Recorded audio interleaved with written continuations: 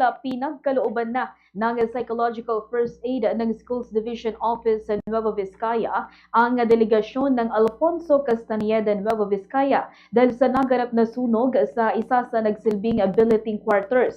Sa panayam ng Bombo Radyo Kawayan kay Dr. Orlando Manuel ng SDO Nueva Vizcaya, sinabi niya na bago ang sunog sa satellite office ng Alfonso Castañeda ay nagpatawag pa ng meeting ang school principal sa first floor ng dormitory.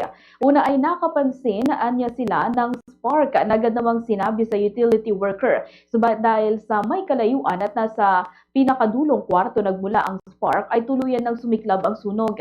Dahil sa insidente agad na tinulungan ng mga naapektuhang atleta na sumalang din sa kanilang mga laro kinalaunan. Nakipag-ugnayan na rin sa PNP at BFP ang officer in charge para makita ang kung saan pwedeng ilipat ang delegasyon ng Alfonso Castañeda habang binuksan din ng LGU ang evacuation center para roon pansamantalang manatili ang mga apektadong individual.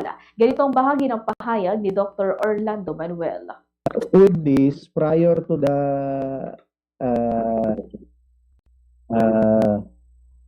staggered sports selection namin, na-orient namin lahat yung mga sports coordinator, yung delegation head.